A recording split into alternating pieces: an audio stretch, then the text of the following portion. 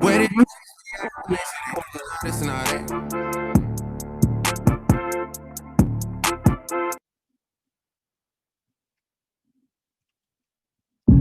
We got our own hot streak here in Miami. It's gonna hit 95.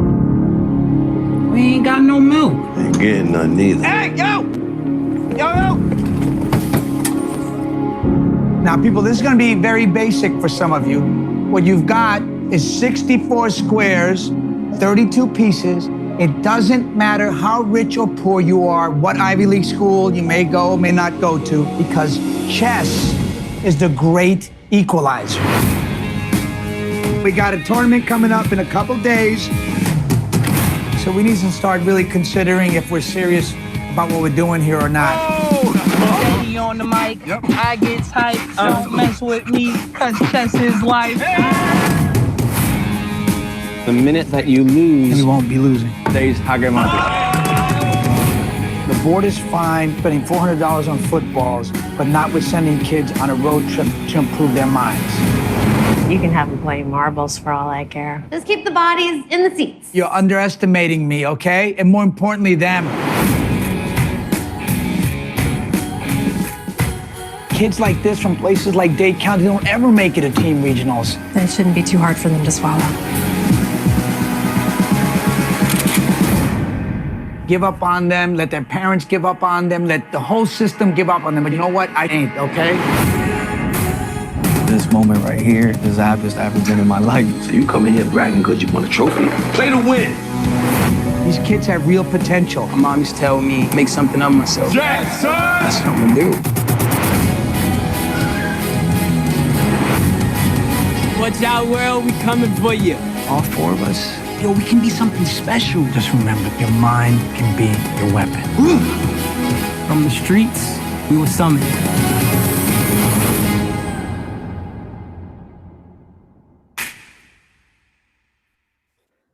Wow, so powerful.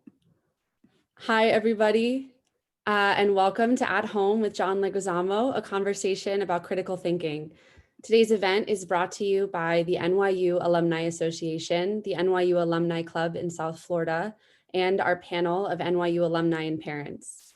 My name is Hannah Berkowitz, and I am a senior at the Tisch School of the Arts. We are so glad to have you join us today to celebrate NYU and connect virtually to meet John and other alumni who worked on this amazing film. Today's session will be recorded and available on the NYU alumni website soon. Along the way, please feel free to use the Q&A or chat to ask questions. We will get to as many as we can at the end. We are honored to have some exciting people join us today. John Leguizamo, who studied drama at Tisch and met Lee Strasberg before he passed, has established a multifaceted career that has paved the way for the Latino community in Hollywood. A Tisch BFA graduate from film and TV, Scott Rosenfelt is one of Hollywood's most successful independent producers. You may know some of his films, Home Alone, Smoke Signals, Mystic Pizza, Teen Wolf, and Extremities. Carla Berkowitz is the executive producer of the film we will discuss tonight. Her company, NRSP, is producing critical thinking and developing other aspirational projects. Carla also happens to be my mom. She has worked on this film for decades. It's been her baby for longer than I have. Lastly, as we welcome everyone to join us on screen, I would like to turn the virtual microphone over to your moderator for the event. Rebecca Alva received her master's degree in speech language pathology from NYU Steinhardt. After years of working in hospitals, schools, and the New York City Department of Health, she started a training business for fellow professionals. She continues to transform her profession into a training business in health and wellness. She has been a volunteer leader for the NYU Alumni Club South Florida since 2015 and president since 2019. Rebecca? Anna, thanks so much for that introduction and welcome everyone. I am just thrilled to be with this team of very talented individuals. And the last time I saw John was when we met in July of 2019. John was touring with his show Latin History for Morons here in Miami at the Adrian Arsh Center. And a group of NYU alumni joined John backstage after his enlightening and powerful performance. John, how are you? How are you doing since then? Oh, great. It was great meeting you there in Miami. It's such a fun theater too, such a big space and great vibe. I know they let us down by not voting for Biden, but I know. I'll have to get over that. All of us. Yeah. But other than that, I love Florida. Great, fantastic. We're looking forward to having you back. So let me ask you the new 9/11 question. How has your quarantine COVID experience been so far? It's a very strange experience in so many different ways. Obviously, I'm a lot more privileged than most, so I can choose not to work, you know what I mean? So it's not like other people where they have no choice but to risk their lives and be in the front lines and be first responders and second responders. I don't have to do that. So it's been kind of like a vacation in a weird, like a staycation, sort of like a reboot for myself to like really figure out the things I really want to do and spend some time with my kids who are grown. So that it was kind of pleasant for me. It wasn't so great for my kids. They didn't want to be with me. They want to be with their friends, and I don't blame them. That's what that time period in their lives is, when you're freshmen in college and junior in college. So they want to be with friends. But yeah, that's how it's been for me. How about you? Yeah, I could definitely resonate with the whole reboot thing. Spending time alone really gives you the time to reanalyze and reorganize and, ready to go forward. So let me ask you, you've had quite the career, which includes stand-up, comedy, film, TV, stage, and now also some writing and now director. As you look back at what are those pivotal moments that have led to your success thus far? Well, it's been a couple of interesting sort of milestones in my life. I think one of them was my first acting teacher, Sylvia Lee, who had beef with my accent, and she was always on my case because she had like one of those old-fashioned theatrical, like she would always talk like this and this, that kind of sort of accent. And she was, John, that ghetto sound of yours, you're never going to make it unless you work on it. That gangster talk does, because I used to talk like this, I used to talk like that, but I worked on it, and it's kind of gone. So that was a pivotal moment. Kind of gone, not completely. And then I worked with Lee Strasberg at NYU when I was going to Tisch School of Arts, and I was in his class for one day and did a sense memory exercise that ended his life. I'm sure it's my acting that killed him. I have no doubt. He died that night, and I blame myself for it. But I've worked on my acting since, so that I would never kill another acting teacher as long as I live. There you go. There you go. So I came across this quote of yours, which I thought was pretty outstanding, and I just want to read it. I want to get it straight here. You said, "Comics are much smarter than actors. Most comedians come from a hard life and have to struggle a lot. You have to have a lot of skills. When you can hone all of that and act, you're going to blow the world away." What skills were you referring to? Great quote, by the way. Yeah, well, a lot of comedians, a lot of actors and artists all obviously come from some dark places in their lives, but comedians extra, because you're always fighting for attention, and comedy becomes kind of a survival mechanism to help you through some dark, rough patches in your life. And the comics that I met, that really have high IQs, because they're sort of filtering life and what's happening in the gestalt of the time that you're living in, and they're the ones that can sort of translate it for you back to you, like what you're going through. So that's what I was always trying to look at Latin life and see what can I do to help reflect the times that we're living in and give it back to Latin people so they can use it somehow to uplift themselves. Yeah, thanks for being a fantastic mirror for Latinos. Yeah. Gracias. De nada.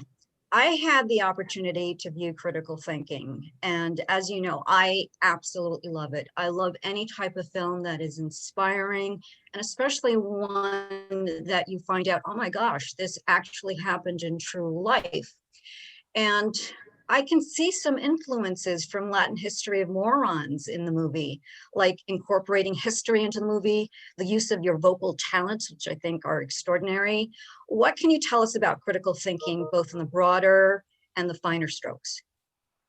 Well, I really fell in love with this movie when Carla Berkowitz and Scott Rosenfelt brought it to me.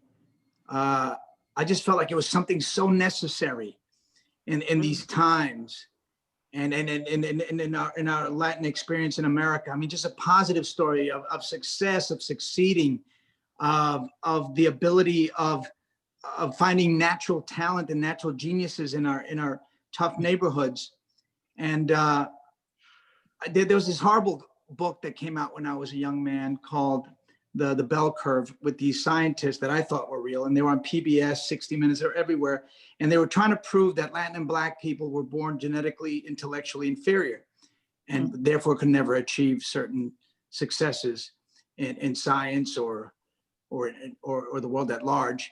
And pretty soon they were, after a year of that, of their success, they were found out to be fake, and that their studies were made up, and they were just opinions that they passed as tests. But it had a damaging effect, I felt, on us, and on me especially. And this movie felt like the antidote to that, the vaccine to that. Because here you're taking a true story of these 5 Latin and Black kids, one of the toughest neighborhoods in Miami called Overtown, Liberty City back in the day. And these kids became United States national chess champions against all odds. And it was such a powerful story to me. And thank you, Carla and Scott. And Carla can speak a little bit about the movie as well. Carla, if you want to chime in. Oh yeah, I'll definitely be asking her.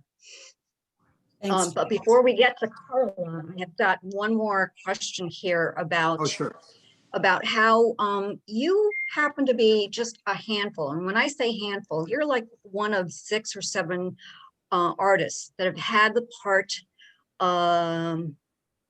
that contain in their repertoire comedian, actor, director. What was it like incorporating your comedic actor skills with now directing in the same film? Well, I was a little worried. I mean, I have directed a little bit before, some commercials and whatnot, but I was worried. I mean, this was a big piece. It was an important piece. I wanted to get it right. Chess is not easy to put on screen. It's kind of all mental, and how do you show the inner workings of a mind without going to, like, Requiem for a Dream, close-ups of eyeballs, and going inside the head, and they're doing a lot of CGI computer graphics. And I didn't want to do any of that stuff. So it was a handful. It was hard. It was very difficult. But I had a lot of great help from a great DP, Zach Zamboni, great set designers, great producers. I mean, I had a lot of great help, so it made it a lot easier. Yeah, well, it shows, the work shows. It's so inspiring. I honestly hope everyone gets the opportunity to watch this. So Carla and Scott, let's get you into this discussion. Carla, can you briefly set the stage for us about how this film started in 1977, or should I say, as I've heard you state before, marinate? I loved that. Thank you. I'm Latin, so everything marinates. Movies, food. Actually, it was 1997. Oh, 97. Right. But that's okay. It's very simple. I woke up on Sunday morning. The Miami Herald used to have a Sunday magazine, kind of like the New York Times, and they don't have it anymore. And that Sunday morning happened to be a story, and the front cover was a picture of one of the boys. They were boys at the time. They are now almost 40. They were 15, 16, 17 in high school doing the movie in real life at the time. And I read the article, and the next day I contacted the coach, and a few weeks or months or what, some short period of time went by when I interviewed some of the guys who ended up being portrayed on film, 5. And it was the year that we chose, 1998, even though it was a 10-year program, believe it or not. So this went on for 9 other years, but that year was the first year they won the National Chess Championships, which was huge because these boys, nobody cared. If I didn't care, they would have just thrown out the magazine and that's it. So I felt a huge responsibility doing this for 22 years. It is now 22 years. Yeah. 20 years actually when we finished, and then we got accepted into South by Southwest, and then a virus came and ate the world. Yeah, and we now have to make a horror movie about that. But other than that, that's how it started. Yeah, and around that same time, when Carla had discovered the article, I actually had been doing a little work in Miami on some other projects, and I kind of discovered it at the same time, and then went off for a little bit and started working on a separate project. Because at first, Carla and I were talking about working together, and we had a fight. Let's just say we had a fight, and we said, "The hell with that. Let's do our own projects." So I went off and developed a fictional version, and Carla had her project, and we sort of stayed in touch, respectfully for a few years, and we discussed what was going on, and then finally, after a long time, a few years, like 3-4 years ago, John and I had been talking about doing a project together, and my fictional thing came up, and he liked it and liked the milieu. It was a coach. It was in Miami. It was a chess team. We changed it a little, so it wasn't the exact story. And I called Carla up and said, "Hey, I just thought I'd tell you, I haven't talked to you in a while. I hope you're good. I'm working with John, and we're going to go do my project," which she was aware of. And she was like, "No, you're not." And I was like, "Uh-oh, it's starting all over again." Oh no. But we achieved the ability through age, I guess, to decide that it was better to marshal our resources and make one movie than two. So we came back together. John was part of that, of course. And it really, we jumped into it, and we were able to finally, after all those years, have the resources to make the movie homegrown. I'm glad you guys did, because I think both of you together are incredible and offer different sort of resources, and I think it made it even a better movie together. Absolutely. I have to add something to what John said. I feel like, why did it take so long? I asked that question, not so much anymore, but we used to ask all the time. I mean, right. Ditto Montiel wrote the script maybe 7-8 years ago, and it just took so long. And I think I came to the conclusion, the marinating part, is that John, it was written for John, really for real. I really believe that this was destined for you, John. And I think thank you. I think you feel that. And I felt that. And immediately, for sure, it just, after we met and, talked, and I heard you, I felt that. And it was fast from that. Yeah. I mean, I fell in love with that script and the story and Dito's writing. Ditto Montiel wrote the Recognizing Your Saints, which is a great film that he directed himself. He's a great director as well, and he an amazing writer. And he wrote this amazing script, especially capturing how kids really talk. He really researched, hung out with the real 5 guys that we have the life rights to, and brought that to life. So it's amazing. But Carla, I got to tell you that I've been in Hollywood for a long time, maybe 30 years, and I felt the same way. Like, I had all these great stories. I kept pitching always and writing these scripts and going to Hollywood executives at New Line, at Miramax, at Focus, at Fox Searchlight, and it never made it. And I was like, oh man, my writing sucks, or my projects just don't make it. And it was not that. It was just like there was nobody who looked like me, who understood my culture and my people, who was a gatekeeper, who made those decisions and those choices to green light. So I think it was more of sort of they just didn't get Latin culture. They didn't understand what we were about, what we were trying to do, and I'm hoping things are changing now. I think they are. I think it's that immigrant experience where, like you said, you work twice as hard to get half as much. I still feel like I'm getting beat up. Oh, definitely. You work 3 times as hard. All right, maybe 3 times. I still feel like I'm getting beat up every day after school, you know, even now. And I think that I still go with it was written for John, and John was born for this part. Yeah, I think when it all came together, and in both ways, not just the acting, because in a way, I mean, when I say it's obvious, it's because that's how most people know John as an actor. I found that to be, in my mind, a slam dunk. But what wasn't a slam dunk was the potential for directing the movie to have that voice.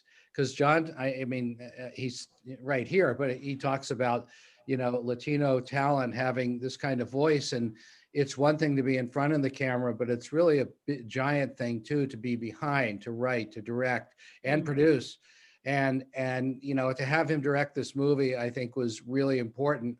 And you could see it with the actors. You know, you could just see it with the actors who were in love with working with him and enjoying the experience and would do anything. Yeah, so, you know, I think that was critical. Was critical, almost, you know, in a sense, more critical than acting in it, which was great. And I also feel, John, that as a Latina, Latinx, either one, I feel like the way that you directed was just so true to how we are. And you didn't really have to, you know, reach. And we also had a huge responsibility, Rebecca, because these people are real. Yeah. And they were watching us. And I was watching them, watching themselves being portrayed. It was like, you know, they're real and they have lives and families. And you know, there's, like I said, there's egos. And egos. Yeah, and I didn't, my son, that wasn't his name, you know, that kind of thing, you know, but I feel like, you know, and then there's 9 more years that, you know, we would like to maybe explore in another way. And right, so, because they won, our 5 guys won that year, but that teacher won 5 years or 10 more years? 9 more years. It was a 10-year national championships, national U.S. That's a huge win. Huge. It's huge. And they were known all over the world, all over the country. They were known as dangerous players. They were known as everything. If Jackson came in, you weren't going to win.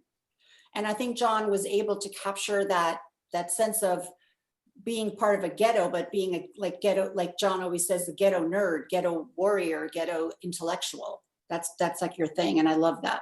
I'm stealing that. Thank you. Thank you. You can steal it. You can borrow, steal it. And I got to pay tribute to Mario Martinez, because the teacher was this incredible guy who was all in, was an incredible nurturer, so unconditionally loving to these guys, and really cared. And that made the difference with his students, creating this elective and just giving it all, because they didn't have supplies. They didn't have the money for these tickets to fly to California to compete. He figured out a way to raise that money using the press, using fundraising, and he was just a brilliant guy who didn't take no for an answer. Wow, thank you for all of those insights. It just makes the experience of watching this movie, especially for those who have yet to watch it, please buy it. It's just outstanding, and being able to bring all of this to life, incredible. I've got a question for any one of you. What makes this project different and in tune with all of the events that have been dramatized in the US this past year? Well, I feel like because of COVID, you know, and us having to shelter in place and our economy collapsing, and on top of that, Black Lives Matter finally having a moment, you know, becoming a movement, finally gelling in our country. This is the time that people of color, Latin people, Black people are accepted, are included, are not accepting no for an answer, are stepping up to the plate. They've been wanting to step up to the plate. They've been in the pipeline, but nobody was greenlighting it. Now I think executives are looking at themselves. You know, they had this pause, everybody had this pause, a chance to reboot. And I think that the studios, networks, streamers are really looking at their roster and going, where are the Latinx people? Where are the Latinx executives? Where are the Latinx product? You know, and I think they're really looking at themselves and making changes. I've talked to a lot of new Latinx executives at Netflix and at Viacom CBS, and they realize that they got to put Latin people in office and Black people in office who are executives who are making these decisions because they know the culture and they can you know, feel it and support it and amplify it. There was also a quantum shift in at least my mind, and I know and everybody here in the project, a quantum shift in who actually is playing chess. Where is all this genius coming from? It's not coming from where it used to come from, you know, the Northeast private schools anymore. It's where is it? I feel like we found it and we put it out there, and it's huge. To realize that, you know, where it took the message, how amplified the message became when this movie came out. And that shift in my mind is like, who's really playing and where is this genius coming from? And we have to amplify, we have to show, and we have to put it out there, but in reality, like for real, and you don't have to do much to it. You just have to show it. It's so colorful. No, you know, no pun intended, wrong word, but it's really, really colorful and beautiful and authentic. And it's about time that people notice. It's just about time, enough. Yes, yes, absolutely. So what is next for critical thinking? I see a part 2 in this. I'd like to, I'm sorry, go ahead. No, I mean, you know, I mean, there's life there. I mean, there's what happened next. There's other kids. There's those kids going off to college and playing and competing at a college level. Few of them at Miami-Dade and some other places. But I mean, we have to ride through, you know, the distribution that we're going through right now, which is obviously predominantly VOD and ultimately streaming and no theaters. And we have time with that.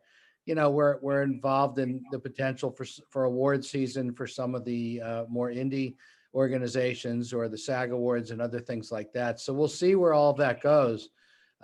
You know, I mean, you know, Queen's Gambit came out on Netflix, which is sort of, you know, helps the world. The world's talking about chess all of a sudden. We're there too. You know, I don't know where we're looked at in regard to that, because that's getting a lot of press, and Netflix is pushing the hell out of it. And it's a great series. There's nothing wrong with it. It's just different. You know, it's just different. That's one aspect, and they chose to do it in a period piece, you know, to show, you know, how women are treated and in chess. You know, ours has equal, you know, if not greater validity. And you know, we just want to make sure we continue to get it out there as much as we possibly can. And then we'll see what happens with number 2 or, you know, number 3 or a potential TV series or something else that might come of it.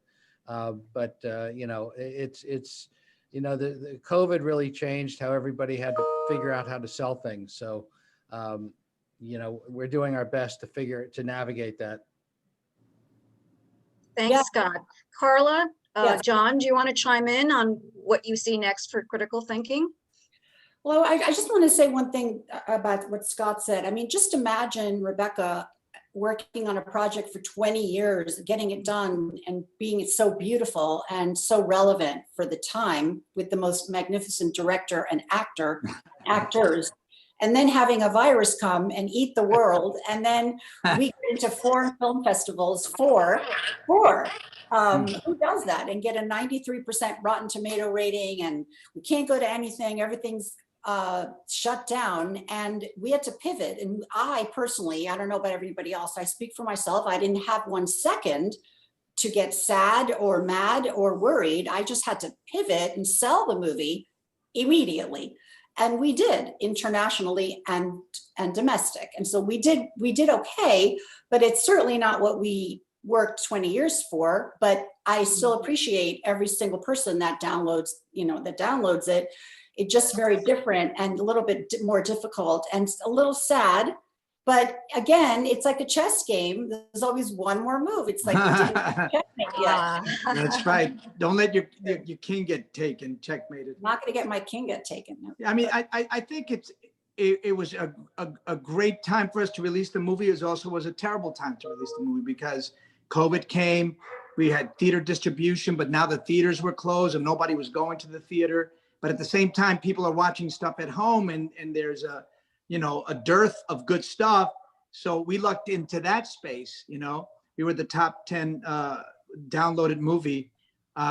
So we did pretty great. Hopefully we can still get more eyes on it. And find a place maybe in the awards, the Independent Film Awards. We're hoping for all possibilities. Well, Yeah. I'd like to chime in myself. I've got this fantastic idea. You already have a relationship with the Adrian Arch Theater here in Miami. And at some point in the future, when we're able to do live events, I could see you coming back, doing a preview of the movie and That's a great having, idea. having the people, the actual I love people, it. the students and the teacher there on stage to do a Q&A after the viewing of the film. Love it. I accept. And of course, we're Yes. going to be here to support you, John. Oh, thank you. Appreciate all the guys. support. Thank you, Rebecca. Means a lot to me. You're so welcome. So Yeah. now we're going to move into the Q&A section here. So anyone who's participating, who's viewing, so here's the first question. Why call it critical thinking? That was the name of the classroom. Yeah. That was Mario Martinez's classroom name. As a coincidence, we were going to call it King's Gambit. we had that. Yeah, we talk. fought. We were like, oh man, King's Gambit. I hate it. Like I hate Like it. John. critical I thinking hate what? it. Yeah, critical thinking. Because it's using your highest mind, and that's why critical thinking, because chess is such a mental game. One of the big scenes and one of the special skills of Marcel Martinez, one of the students, the real students, he could play up to 8 people, I think, blindfolded simultaneously without looking at the board and beat eight people. So that's critical thinking right there. Right. So that's wonderful. Here's another question. I appreciate how you work explicitly and unapologetically uplifts the Latino community and experience. I was inspired to take a deeper dive into my own Puerto Rican history after watching Latin History for Morons. The history of my people was not taught in my formal education experience. There is such little representation for us. Well, that's more of a comment there. But if you want to add anything to it, John. Absolutely. Absolutely. When I was doing Latin History for Morons and I started doing all this research for my son and my kids and kind of basically myself, and I found this sort of cornucopia of Latin contributions, it just blew my mind that was so invisible in schools and textbooks, in the media, in government positions. When we're the second oldest ethnic group in America after Native Americans, we're the largest ethnic group in America. We add $2.3 trillion to the US economy yearly. We saved the housing market last year at 68%. Our women, Latinas, are #1 in small business creations at 87%. So our contributions are huge. We just deserve a little inclusion. And that's what I'm hoping for. I'm also working with a couple of groups to get a Smithsonian Latin Museum in Washington, D.C. And please do.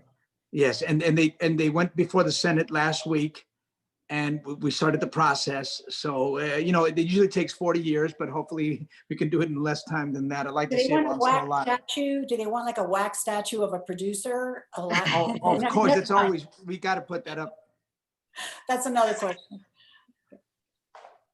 So here's another question. I've got to ask this one since I'm also from Jackson Heights, as are you, John. So Jackson Heights in the house. Yeah. Question for Mr. Johnny Legs. Hello from Jackson Heights. How much Did your one-man Broadway show prep you for this front of camera and back of camera work, and was one of the most influential for you, and why?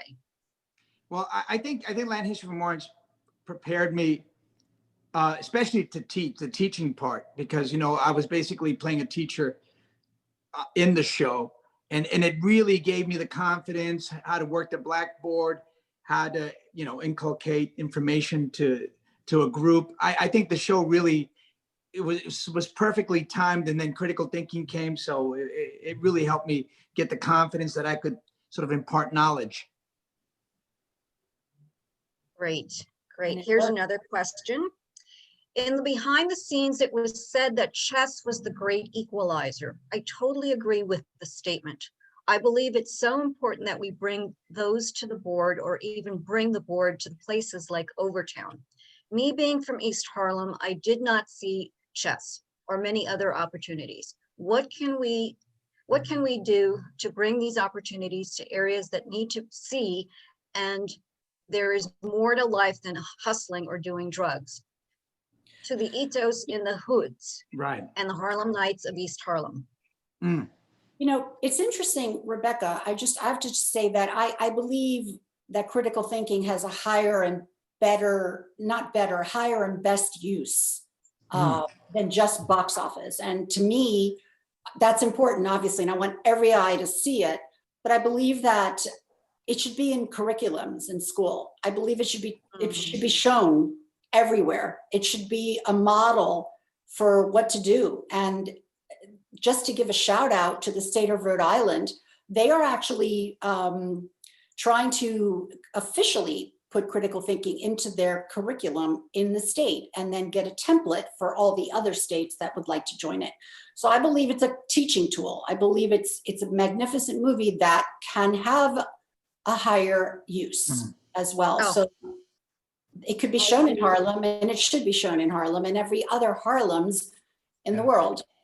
I mean, what Marcel Martinez, the original teacher, I mean, what he did for chess in the state of Florida was pretty incredible. I mean, he starts this elective, he saves these kids from the neighborhood, gives them book knowledge of chess, because they all had gift. They were all especially gifted and ingenious and talented. They just needed that chess book knowledge that he worked really hard to impart to them. And then, you know, chess blew up in the city of Miami. Then it blew up in the whole state, because they were winning regional championships and state championships, and chess became a thing in Florida. So I think we just got to find ways of creating these electives in schools across the country. You know, now that Betsy DeVos is out, the public school defunder, because she took out $9 billion from the schools because she was trying to destroy public school system and turn it into a voucher system.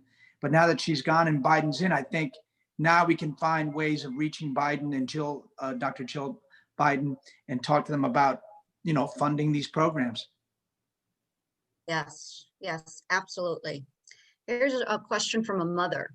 As a mother of a mixed kid, Caucasian and African, who is creative and talented, but has struggles like you mentioned, as coming from some dark places and fighting for attention, but quite lost, how do we as parents help and support him best?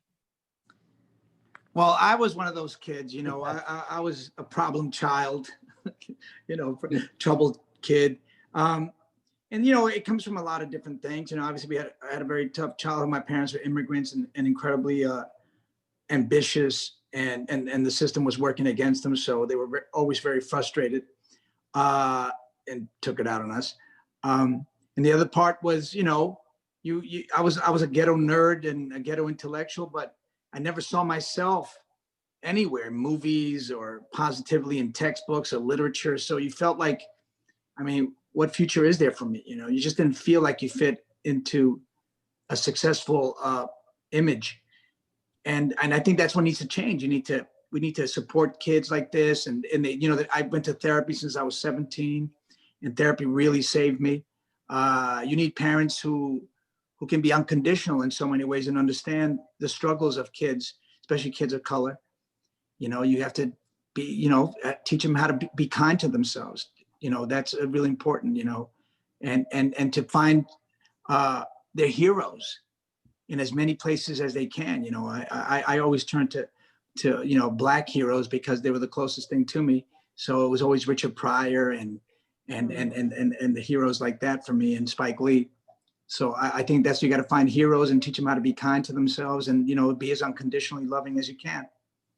I also feel like to touch on what John was saying, and I think you said this before, John, is that mentors, you know, educators are just so important. I mean, I believe that now is the right and the ripe time for that. There's no excuse anymore. We're done. We're done with what it used to be, and it's now the next chapter.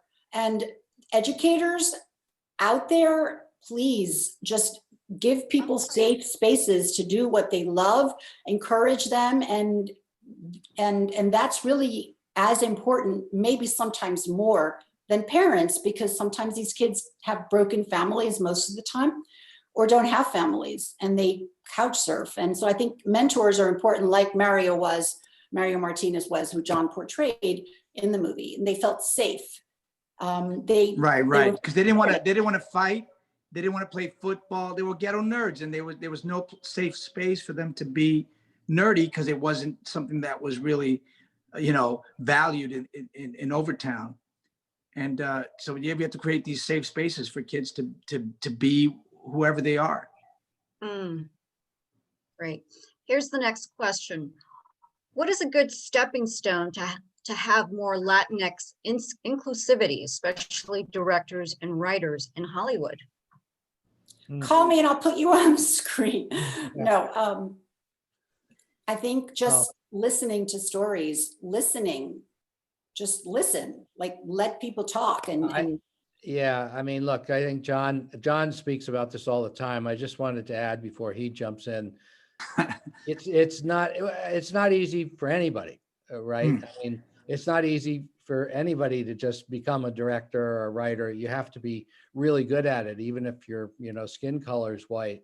At the same time, there are added hurdles that we hope are changing. And, you know, and again, John can speak to that because he really deals with these issues a lot. But you know, you just see it when, you know, a movie is about Latino characters, but it's not directed by a Latino, and all the things that happen consistently that are, you know, upsetting, you know, especially it's not upsetting if you're not sensitive to it, or if you're, you know, in the dominant part, you don't think about it, but the people who are involved in it do. So John, I'm sure you have some thoughts on that. Oh yeah, you know, it's my life, so yeah, I definitely got some thoughts about it. I mean, yeah, so, you know, I loved acting, and I didn't care if I was famous or successful, but, you know, I saw the difference. You know, I went to NYU. I had all these great D.B. Sweeney, Andrew McCarthy were in my class. I had the same grades. I studied as hard as they did, but they had, you know, 5 auditions a day, and I had one once every 5 months. And mine were always for drug dealers or murderers or something horrible like that, and some kind of ne'er-do-well. And I just saw, you know, that no matter how much I improved, no matter how good I got, I just did not have the same opportunities. And so I started writing my own material, and you know,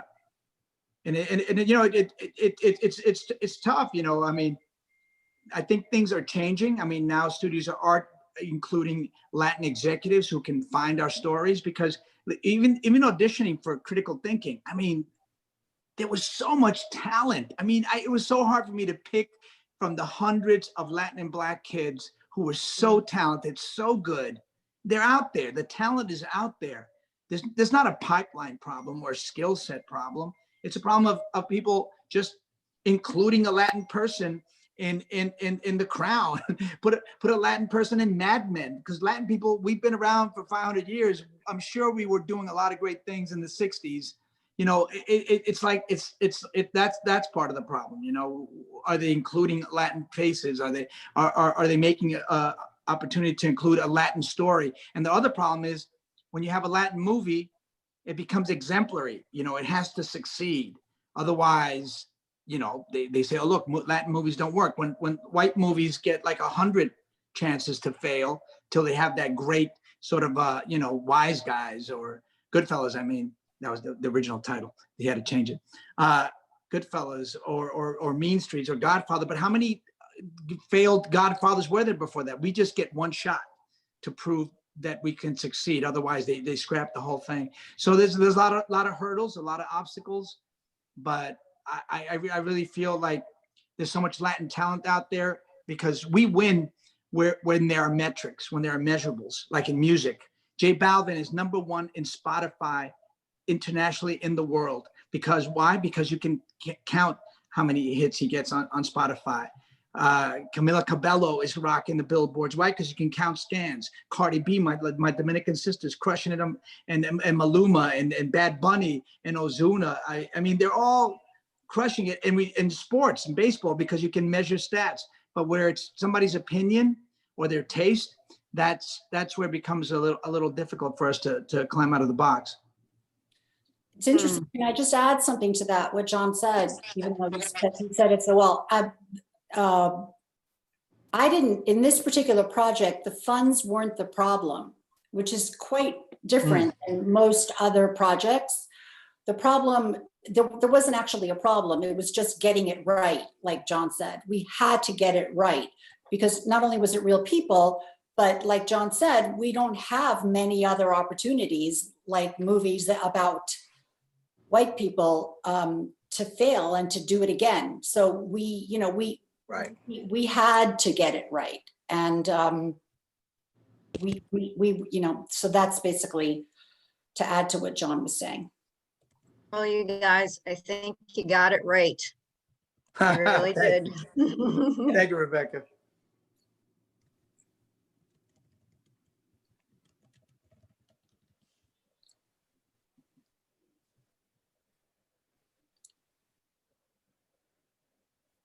I think she's really happy. It looks like Rebecca's camera might have frozen. So let's, one other question here, John, is, are you good at chess now? People want to know now about are you all about chess? You know, I was at the time, you know, I wasn't the best, but I definitely got a great appreciation for chess playing. You know, I tried to play the guys in the Washington Square Park. We have this like park here that's famous, and these chess hustlers live there, and I try to beat them all the time, but I can never beat them, no matter how much I pay them. I'm actually taking lessons for the first time from Gil. Gil's teaching me. Oh, so, Gil's a bomb. Gil was one of the actual students in the class. Gil Luna. Yeah. I'm actually taking lessons, so it's great. And how's that going for you? Like I said, I'm actually taking lessons. What's your rating now? 1. I don't even. I'm the white queen. That's what I was told. So, yeah. Well, good luck. Thank you. Thank you.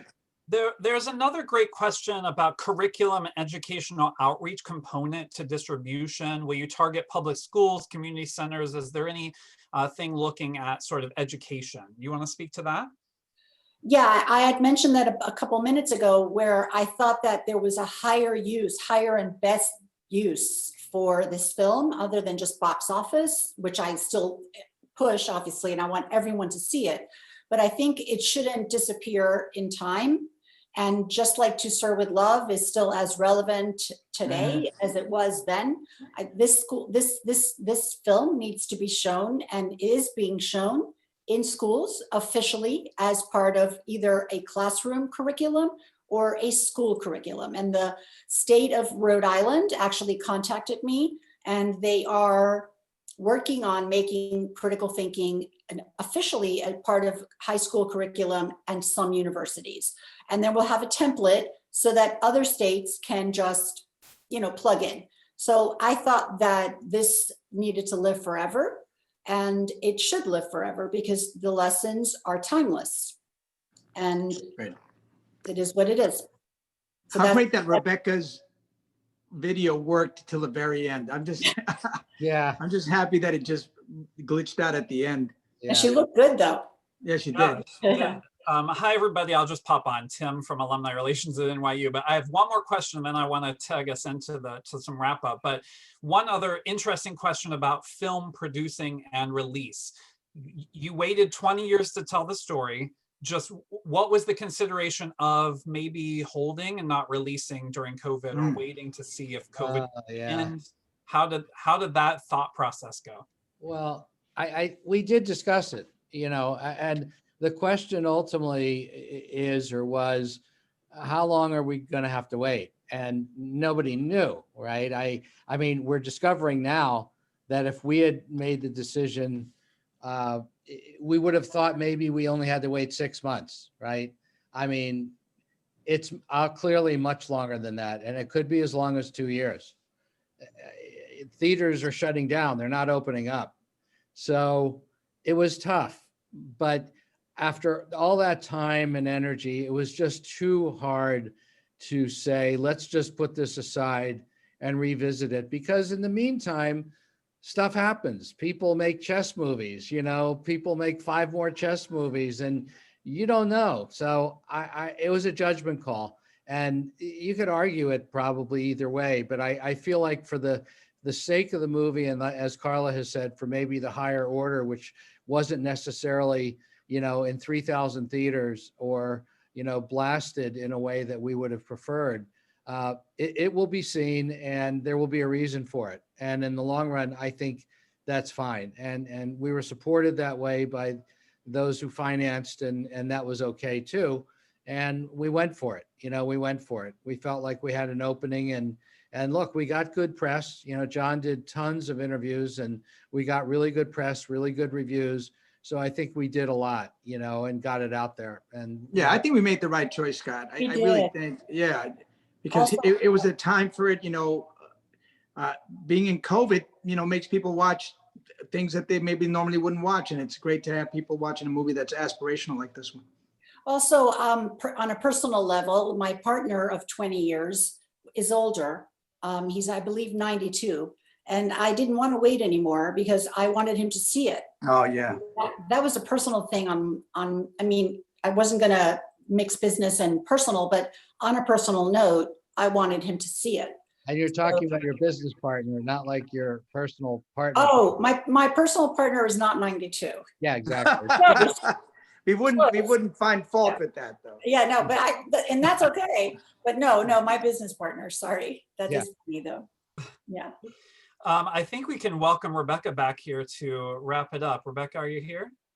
Yes, I am. How are you guys? Sorry about that. Missed you. You were missed. Okay, so let's see. I guess we had Scott and Carla and John. Did you talk about, you currently shooting something? Yeah, I just shot what I think is a pioneering moment in television, an independent limited series, because limited TV series are usually produced by a network or streamer, but we did it independently. So it's 4 episodes based on true events in the 1950s. The government wanted to basically end Native American culture so they could have their lands for oil. And they took their children and sent them up for adoption. And this went on from the 50s, 60s, and 70s.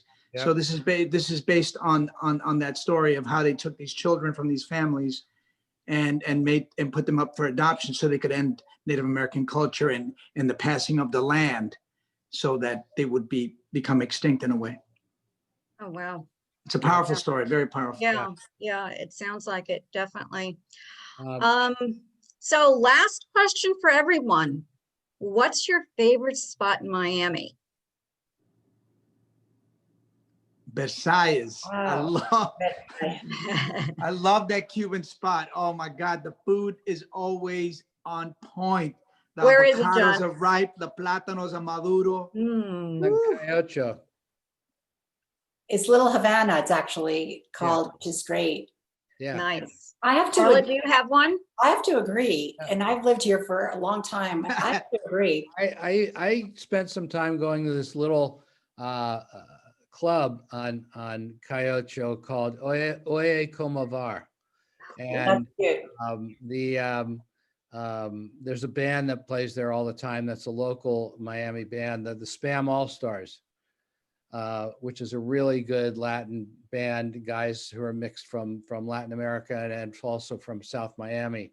And that's probably my favorite place. You know, Well, means it's spam like always great. Spanish American, not spam like the meat product. Right. Even though there's nothing wrong Yeah. with that. I love Yeah. spam. Exactly. But yeah. It's always great to have some wonderful music while you're dining, I would Oh, have yeah. to say. No So doubt, let no me doubt. add my three. I've got the River Seafood Oyster Bar here in Brickell, the Rusty Pelican in Key Biscayne, and Sugar, which is also in Brickell. Oh, yeah, yeah. Outstanding view. Yeah, that's some view. You've been there, John? Yeah, yeah, that's an amazing spot. Cool, cool. Those are Well- three great spots. We did. Where was we had that really amazing dinner when we kicked off the movie. Oh, that was the Forge. Yeah, at the Forge, which Yeah. you know, none of us would go to on our own. But None of us could afford it on our own. Right.